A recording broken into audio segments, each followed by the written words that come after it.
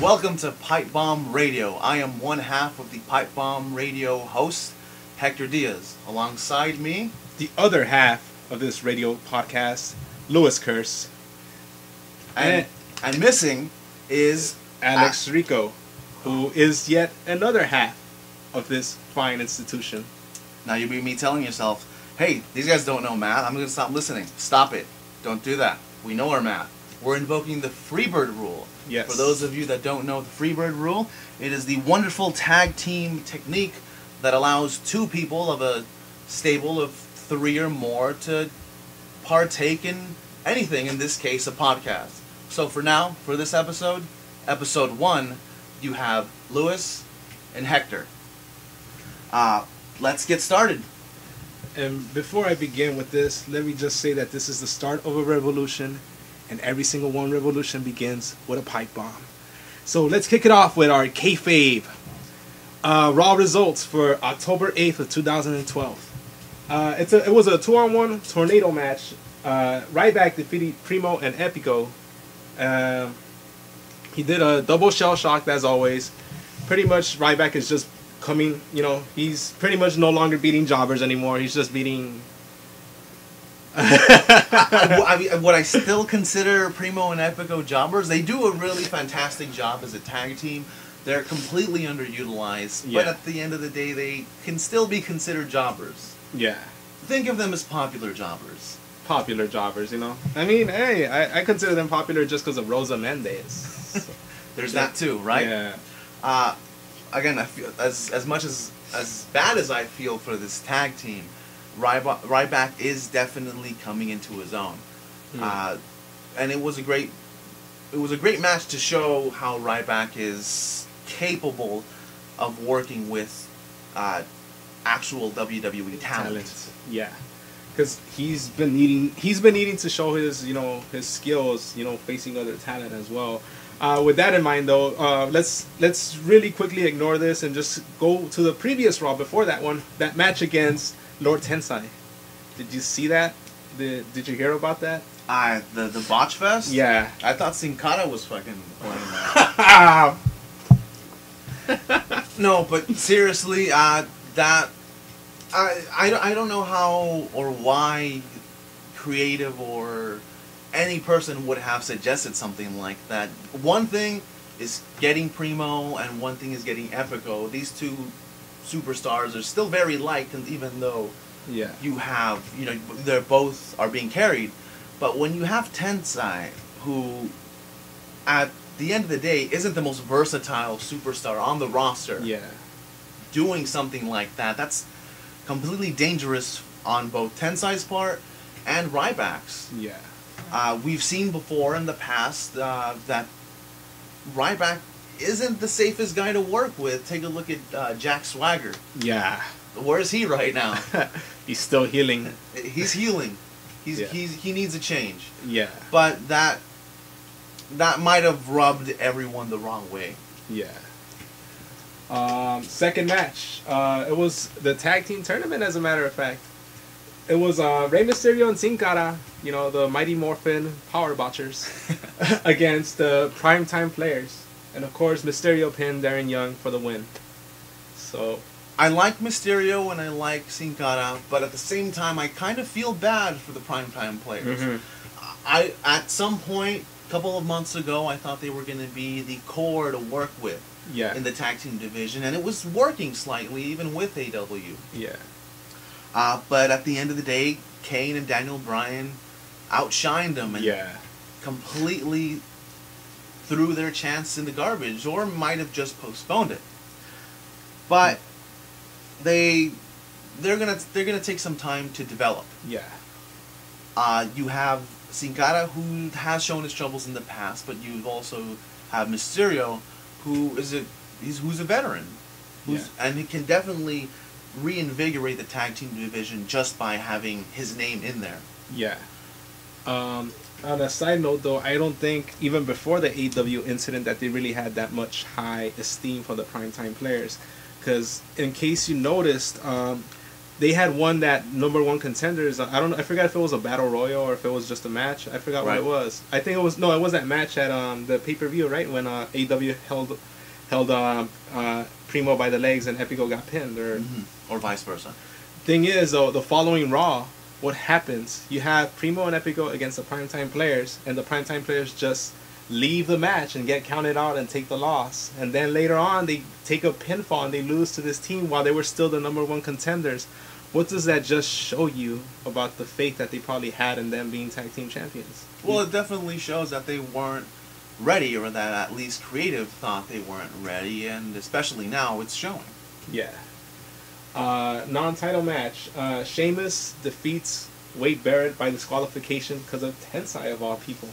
This one confused me a little, but it made me happy considering the fact that Sheamus has somebody else to work with besides ADR. Yeah. The Tensai thing, I'm not a big fan of Tensai, but I think he can definitely work with a Sheamus, especially considering that around this time last year there was this sort of super heavyweight feel to the World Heavyweight title. Yeah. Or the World Heavyweight Championship with Mark Henry, and then you had the Big Show, and of course you had, on the opposite end, Daniel Bryan. Mm. But if Mark Henry comes back in the championship picture with a Tensai, with a Wade Barrett, and with current champion Sheamus, you definitely have a sort of feel to how the championship can be played out throughout the rest of the months. Yeah, which is pretty good. You know, they're building something up with that, you know. I kind of like the fact that Wade Barrett didn't really have to take the loss. I was so worried about the fact that he was going to take the pinfall, you know what I mean, and just totally obliterate any push he would get, you know. But, you know, I guess they played it well, you know, by having a DQ. I mean, you can't really have Sheamus job yet again since he was going to lose to Punk at the main event. So that was fine by me. I don't know. Oh, I really did like before the segment as well. You know what I mean? They were like, "Oh, it's Ireland versus England." They said that, you know that little. It was a slight, you know, small homage to maybe, you know, the Ivan Putskys. Yeah. You know, the Hulk Hogan, the Iron Sheiks era. But I like that. Yeah. Fourth match, Antonio Cesaro defeated Tyson Kidd by pin using the neutralizer. I feel bad for Tyson Kidd. Every time he shows some sort of progress or sign that WWE is going to use him in a more effective way, he just ends up losing to somebody who he really shouldn't be losing to. I mean, the only thing he has of note is that win against Tensai. I think it was weeks before Money in the Bank. Yeah. And they keep talking about how he's this great performer, but he never really gets his shot. Yeah. And I do feel bad for him, but all the power to Cesaro. Yeah.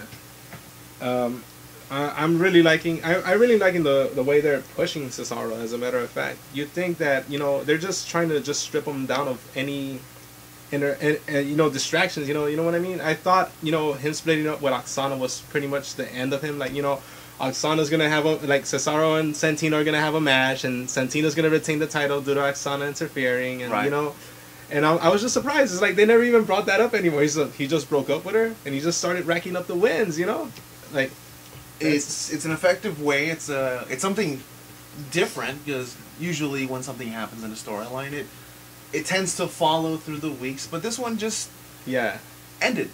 There's no other way to put that, but I think just implementing that is fantastic, especially for a mid-card title. Yeah. To be honest, it really puts the focus more on the championship and less on the storyline around it. Yeah. Mind you, that small little storyline did fuel the title picture at some point. Yeah, but it's no longer needed. So definitely. Team Hell No defeat ADR and Dolph Ziggler. Kane pinned Dolph Ziggler following the chokeslam. I like this one. I don't think I can say anything bad about this match, except it just seems like an odd pairing at times with when they just put two heels together and expect them to do something. Yeah. But if there's any sort of tag team to do that, or any makeshift tag team to have, it would be Ziggler and ADR. They do have this heat. I wouldn't. Well, then would you consider Ziggler as having heat? He's really over. Yeah, it's he's really odd. He's really odd. You can't really can't really say he's not over with the crowd, Right? Because he is over with the crowd, but it's like I'd say he's over in the aspect that he gets certain people to boo him, but he also has this following of people that just like the way he sells and how the way he works and stuff like that. So it's rare to find usually a wrestler like that, because usually you'd either have fans be just pretty much they wouldn't care, they'd be apathetic to to whether he was heel or face, and you just have this internet following of people saying like, no, but he works real good, and and all this stuff. And like with Ziggler, it's like he has the best of both worlds right now, Definitely. But at the end of the day, this pairing was just made to have that real. It's for Team Hell No to actually get that rub with a legitimate contender, considering the fact that they're just waiting for the tag team tournament to finish. Yeah. Speaking of which, another semifinal match from the #1 contenders tag team tournament. Team Rhodes Scholars. The best name ever. Yeah, defeat Team Cobra of Santino and Zack Ryder. Again, I really like these names. Rhodes Scholars, Cobra.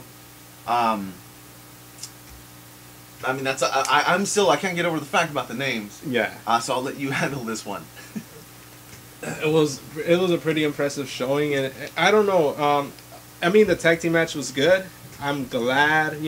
I'm just glad. That the right team went over. I feel bad for Justin Gabriel and who was the other guy? What was the tag team with Justin Gabriel and Tyson Kidd? Tyson Kidd. Yeah. They didn't go over. They didn't go over Santino and Zack Ryder, and it's just that whole total. It's like this. I don't see any logic in the way they book things. You know what I mean? It seems so random, and I guess maybe that's what they're going for. It's working a little bit. I mean, the only thing I can think of when I think of Santino and Zack Ryder becoming a tag team is I just think about somebody in the back saying, "Hey, you guys get laughs. Go over there together." Yeah, that's the only thing you can think of. And it's so inconsistent, the fact that, okay, you're putting these two people that we've seen, sadly job out to, I mean, how many times did you see Santino job out to ADR? Like, this last few months? It's ridiculous. In fact, it almost did the opposite of putting ADR over. At some point, it made me realize, why does he keep wrestling Santino or wrestlers of like mid-card wrestlers, really, because during that time he was going up against Sheamus, so why would you go take a step down on a consistent basis? See, and same thing with Ryder, and it's like you see these job out, in singles matches and stuff like that, but then they're winning, and it's totally totally goes against the fact that Tyson Kidd and Justin Gabriel have been a tag team for quite a bit. I mean, they had that brief feud with Trent Beretta and other name skips me. Johnny Curtis. Johnny Curtis. There you go. See, it's I don't know. It's just totally weird, and the fact that Team Rhodes Scholars, and the previous week they both got bro kicked by Sheamus, which I found to be really, really infuriating. It's like, I mean, your tag team should be as strong as a heavyweight champion by himself. Right. There's strength in numbers, but apparently it's WWE logic. That won't work. Yeah. Just like Kane beats everyone at a Royal Rumble, Sheamus will always beat a tag team. Big Show will beat every tag team. Yeah. Probably twice. That's true. So, finally, Divas Championship match, and Eve defeated Caitlyn by submission with an ankle lock to retain the Divas Championship. I was actually surprised by the booking of this. I would have expected this to come up in a pay-per-view or some sort of to have some sort of build-up. I mean, they have been going with the storyline of Caitlyn and the injury and who was the blonde that attacked her before her championship match. But it just seemed like it was thrown in. Yeah. And they really should have waited. They really should have added more to it. But aside from that, I feel bad for Beth Phoenix. Yeah. I mean, what's gonna happen? I mean, what's happening? It's her storyline is stop and start. It's like, oh, 2 weeks ago, you know, Eve made the accusation to Beth Phoenix. We're like, oh, at least Beth is gonna be in the spotlight for once. But no, she just has a match. By the way, a really, really, really great match with Natty on SmackDown, and that's it. You haven't heard anything from Beth anymore. You know, and it goes back to just, you know, Eve. It's the Eve and Layla, and not even Caitlyn. Caitlyn wasn't even that show. Caitlyn is there. It's just she's just there to basically show that she's an up and comer. But she, at the end of the day, she's the only up and comer right now. Where you just have Eve and Layla just duking it out for a good while until she's ready. Yeah, and I saw. I mean, maybe they just wanted to, I'd say they just sent out Caitlyn, you know, with the injury and stuff, and they played the fact that she was injured and stuff like that, and that's why she lost. I guess they just wanted to see what reaction she would get, you know. Maybe that's true. You know, maybe they just wanted to see if, like, maybe they are pushing the right girl, because I do see a bright future for Caitlyn, you know. And like the tag team division, they're definitely working on the divas. Yeah. Albeit not at a higher rate than they are the tag teams. But you'll see some sort of resurgence with the divas, and Caitlyn might be at the forefront of it. Again, we don't know that for sure, but you don't be surprised. Coincidence though? Do you think the fact they're no longer you know, overplaying this whole blonde technique stuff, you know, and you know how Kelly was released a few weeks back, right? You don't think maybe she was probably gonna turn heel? You know what? I don't think so. I feel that this storyline might have been a comedic sort of tale. Yeah. In the sense that you would eventually find out that it was Eve wearing a wig. Yeah. But I think everyone was already in on it, so they might as well just might have scrapped it already. But who knows? And finally, the main event was CM Punk against Vince McMahon. Do you have bad things to say about this thing? Do I have bad things to say about it? No. As a matter of fact, that promo they had previously before that show, it was pretty. It was pretty excellent, you know. And I had no problem. I had no problem with Vince. Like, well, actually, yeah, a little bit, you know. I mean, how old is Vince, you know? Too old to be in the ring, especially considering the Jerry Lawler incident. Yeah. I don't think it would have been. It was a wise decision for him to be there, but it was entertaining nonetheless. Speaking of the Jerry Lawler incident, I had a no pun intended, I had a mini heart attack myself when I heard Jim Ross and Vince talking. Remember that segment? It's the like backstage segment. Yeah, and they just brought up his name. It's like, no, you do not bring up Jerry Lawler right now. Right. Especially when it concerns CM Punk, you know? I that was my reaction as well. I did feel like they were mooching off the reality of it, and I know this is technically the reality era or what have you, but in a subject as sensitive as the Jerry Lawler heart attack, you don't go there. Yeah. I still have mixed feelings with the fact that they had this whole segment on his return from the hospital and his return to Memphis, because it felt like they were exploiting him a little bit. Yeah. But again, it's a big company. They have all the right to use under contract. But it's a fine line they're walking, and I think that backstage segment might have crossed a little bit. Yeah. But there might have been a realization that, okay, here's the line. I need to go back over here where it's safe.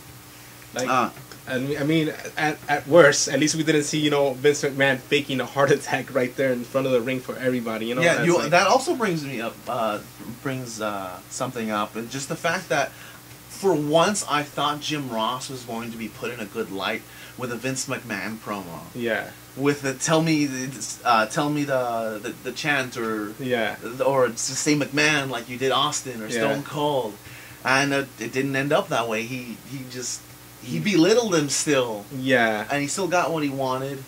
Poor JR. Yeah. But it turned out to be a great match. Yeah.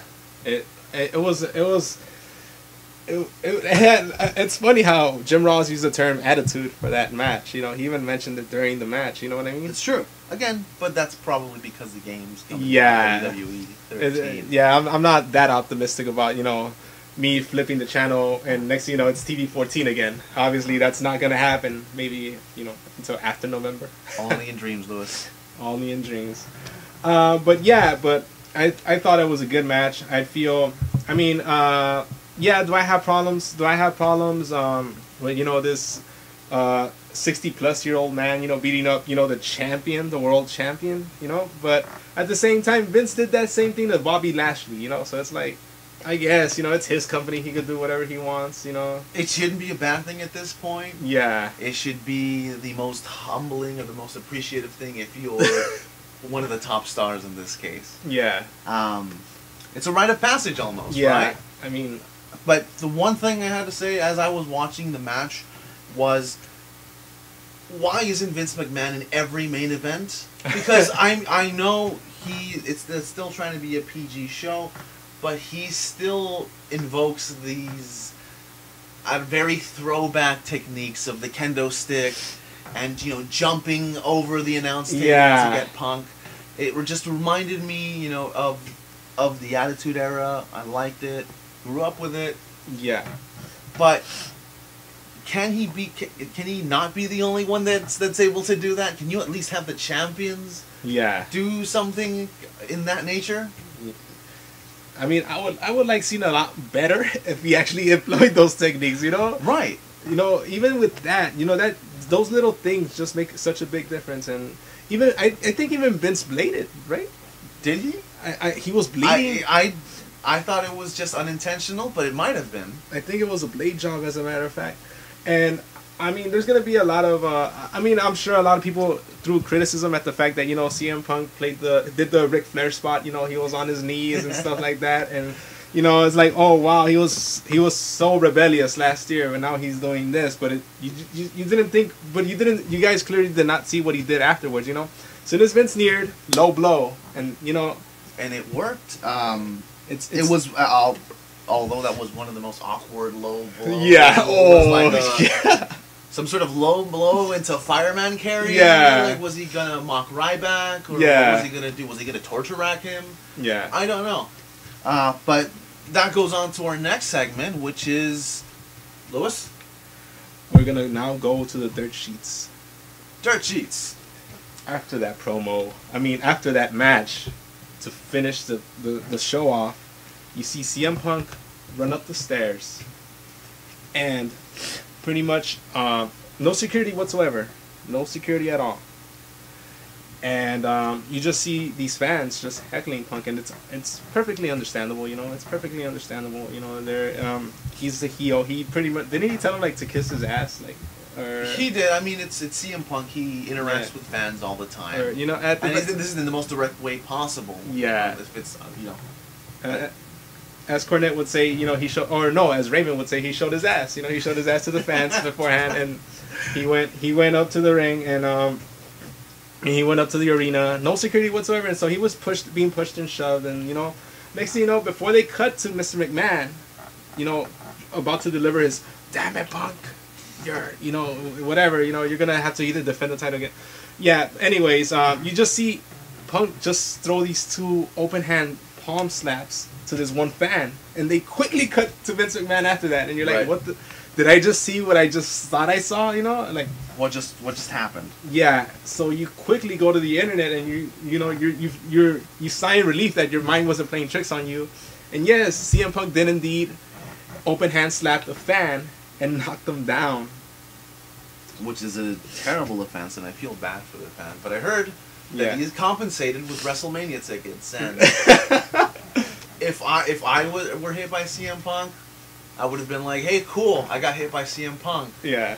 You know, after, you know, the initial, like, why did he do this? Yeah. And if I get WrestleMania tickets at the end of the day, I'll walk away happy. Yeah. But it is a terrible thing that happened. Mm.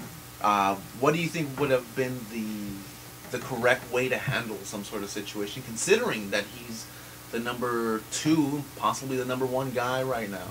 Yeah. Considering that Cena's out.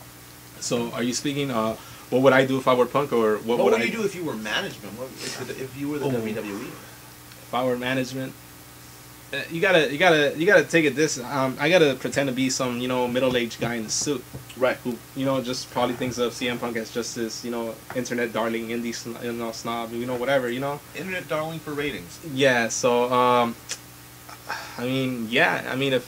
I gotta speak bluntly. He did assault a fan. I would probably bring in an investigation. Just collect as much evidence, and then I would make a conclusion based off of that evidence. Luckily, there's a lot of different camera angles that were caught on YouTube, and you could clearly see the full story on all that. Did he hit a fan that really didn't hit him? Yeah, the fan didn't really hit him, but he did shove into him a couple of times, and that was due to other people as well. Right. There's what I like to call the 3 shoves. There was one shove that kind of hit Punk. I guess that's the only one that he was really in danger of falling down the stairs. Right. Which was instigated by somebody else pushing the fan in the black shirt with the sunglasses. We're just going to refer to him as sunglasses from now.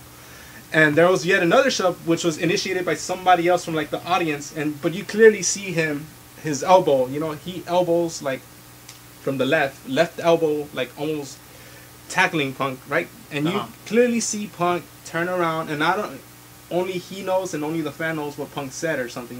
Maybe Punk didn't even say nothing at all, just stared him down.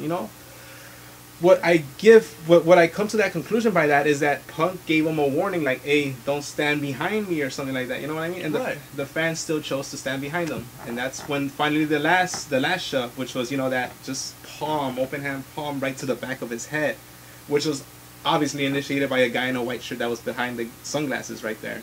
The Steve Bartman of wrestling. Yeah, exactly. And and Punk, I guess. Did he act rationally? Not really, but I guess he was being. He was getting hit by all these other fans, and he would turn back and he would only see that guy. You draw your own conclusion. Right. Initially, you would have at the very beginning, Punk just signaled him out, and I guess in his mind, just thought it was him and him only. Yeah. With a mixture of fans just trying to be on camera. Yeah. So it's and it doesn't help his case, the fact that even on the live camera angles, when even on the YouTube video, you see the guy adjusting his sunglasses, and it looks so suspect for him to be doing something like that. You know what I mean? It's especially wearing sunglasses indoors. Just that. Yeah, it's if I were Punk, I would just look at him and be like, oh, this was pretending to be, he's probably just giving me a quick elbow, and then oh no, la-di-da-di-da, I'm adjusting my sunglasses and stuff. That's what I would think if I were Punk. But then again, if I were some middle-aged management type, that just saw, my champion attack this guy, of course I would punish Punk, But I think given the situation right now and the fact that Cena's out, with an injury, even though he's gonna be back, right? And I've heard reports that Orton is out, or is that true or not? Orton is technically not out. He's filming, but I think it might be kayfabe one, it might not, but he is suffering some sort of injury that might keep him out for a while. Yeah. So take it as you will. Yeah, but I'm pretty sure if Cena and Orton were 100% healthy, I'm sure they would have taken some action against Punk even right now. Definitely, he has all the advantage considering he's the top guy. Mm-hmm. Which goes on to another subject, a more generic one. Yeah. This is part of our closing segment where we just talk shop about wrestling, and I'd like to start off with after Punk, who's the top guy? Is it Sheamus? And is there a big drop off? Yeah. There's a totally big drop off after Punk, once again, it goes back to that whole thing I was trying, as mixed around as it was, with referring to Ryder and Santino, and the fact that they win some and they lose some. And right. It's just something wrong with that. It's not so uniform. So you have all these, you have all these, all this talent, like Ziggler. Ziggler manages to lose to Jericho sometimes, and he manages to beat Jericho sometimes. And it's okay, so does he go over in this? Doesn't he? That's true. It's what's the whole deal? It's what's gonna happen? It's the fact that they kind of lose to each other and stuff like that. they get fed to each other, so no one really eats good, and no one really gets over. Right. Great observation. Especially with the Ziggler and Jericho feud of the summer, it seemed really particular that it just went back and forth. Yeah. They kept that idea that Jericho wasn't able to win the big one. Yeah. And then all of a sudden, the next Raw, after SummerSlam, you get a rematch. So you basically get some sort of, rematch for free with a different outcome, and then Jericho loses. Yeah. So no one really ends up happy, but at the same time, it's story driven, and I don't think you should be entirely satisfied. Mm. That's not to say you shouldn't be satisfied at all, though, and I think that's what WWE is doing with these back and forths. Yeah. And I mean, and there is a huge drop off as well when it concerns Sheamus. I mean, Sheamus, he's really over. I've heard reports that he hasn't lost cleanly in over a year already. Like, Right? They don't. Do they mention that at all?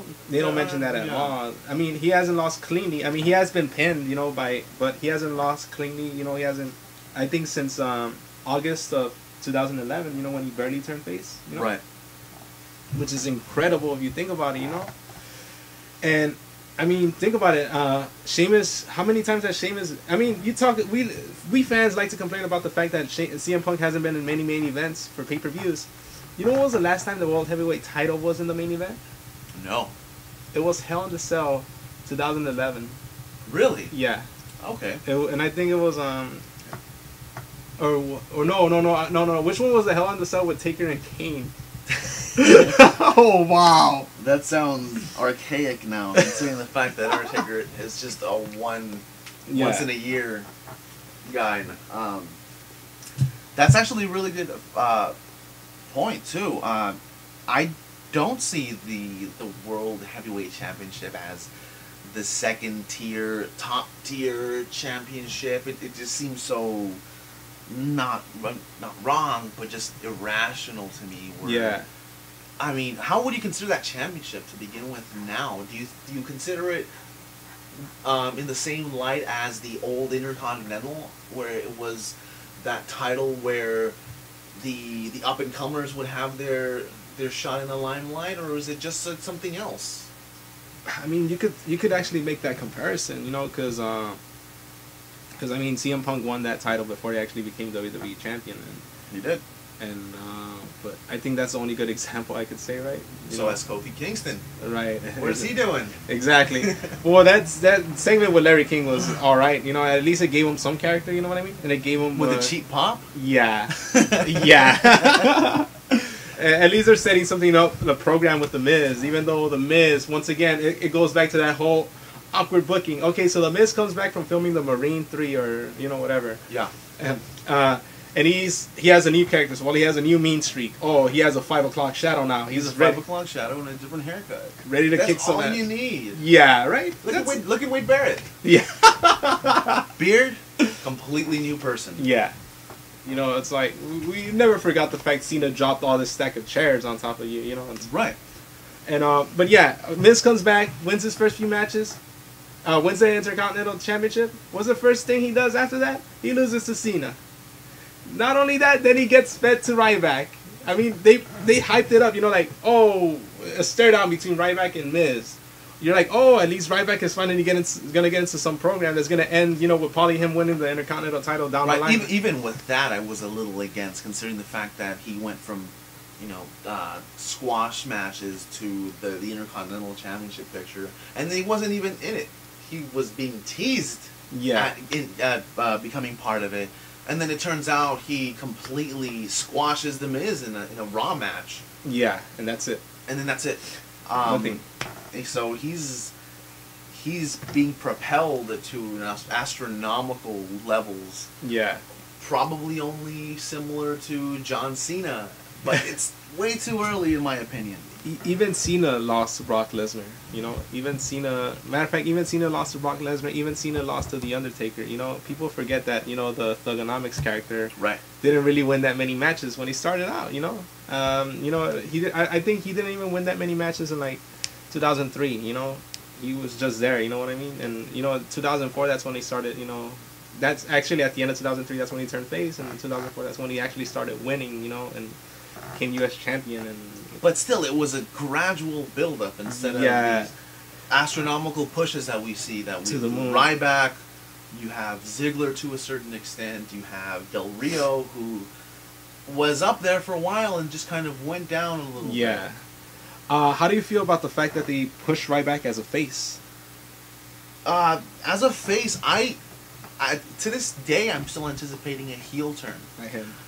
Yeah, but I think it's a good move, considering the fact that that the heel big man has been played out so much in wrestling. Yeah. You have Mark Henry as the world's strongest man. Yeah. And the Hall of Pain thing, that's been done. It works for Henry, but then you hear reports that Brodus Clay, instead of the Funkasaurus gimmick, was supposed to have something similar to that.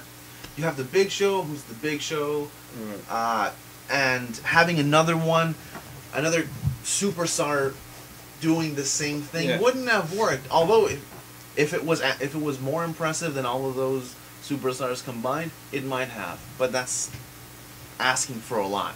Yeah. Having him as a heel, as a face actually, and having him do these squash matches, shows how powerful he is. Yeah. Having said that, I'm still anticipating some sort of heel turn for Ryback. Maybe at Hell in a Cell? Yeah. Who knows? Who do you think, now that we're on the topic of Hell in a Cell, is CM Punk going to face? Ryback or John Cena? I feel he's gonna face John Cena. Like, and as you clearly stated, that would be a perfect, way to get Ryback, to turn. The fact that he wasn't really given that title shot. I mean, let's have reality play something in this for 1 second, and it's the fact that WWE has a poll. Last time I checked, on the forums, they said that Ryback was beating Cena by like over 20% in the polls. And I'm sure that they're going to just find some way to BS it and have Cena still, be the one to face Punk at Hell in the Cell. And I mean, just have reality play into it. Have Ryback, cut a promo. I mean, or maybe have Heyman cut a promo for Ryback stating, my client, was beating Cena by 20% of the polls and they still gave the match to Cena, Right. He just, he just saw the total hypocrisy and, he just saw the total hypocrisy in this business and stuff like that, and he's only going to be in it for the money now, and he's only going to in it to get back at Cena and stuff like that. That's why he cost Cena the title, and it would also give a good distraction for Cena, to feud with Ryback for the following months while Punk just slides on through to the Rumble to face The Rock. Right, which is almost a given at this point. Yeah.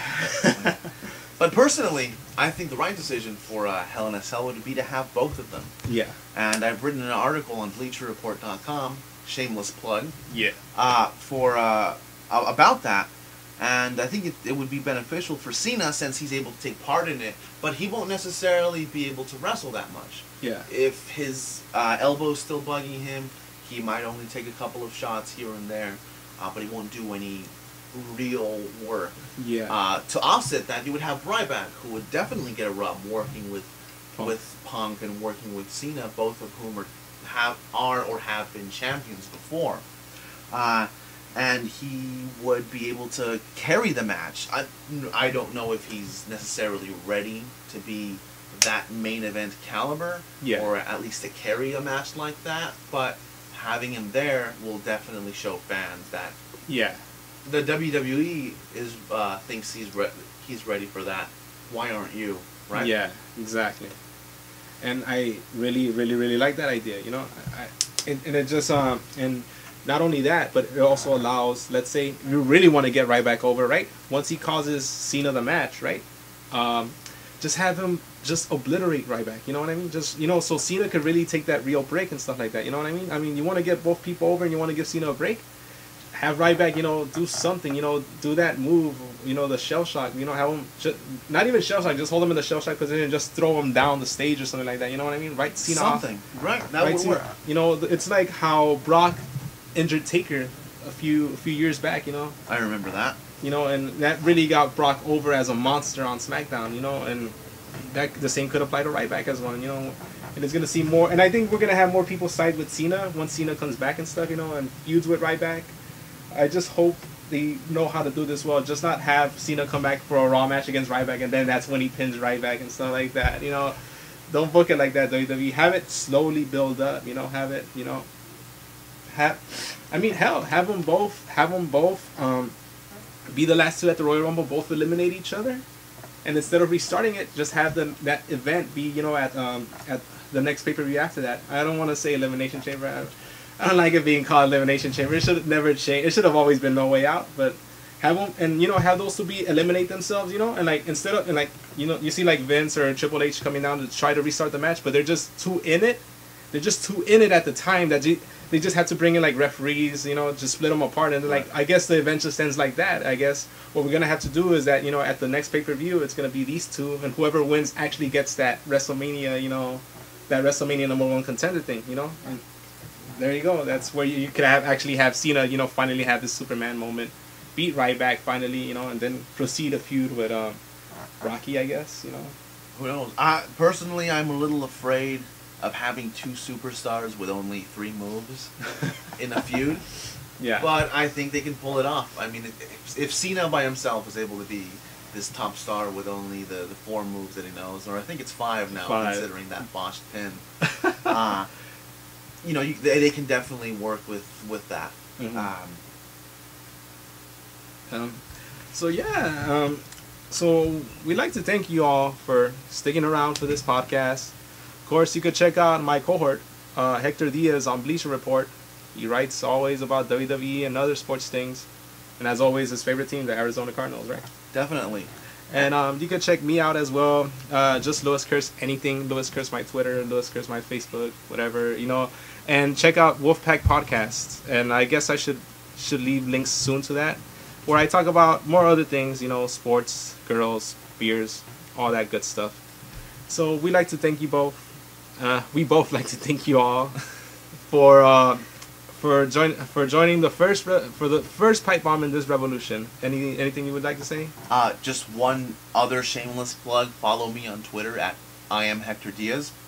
You've already mentioned my Bleacher Report stuff. Thank you. And this has been Pipe Bomb Radio.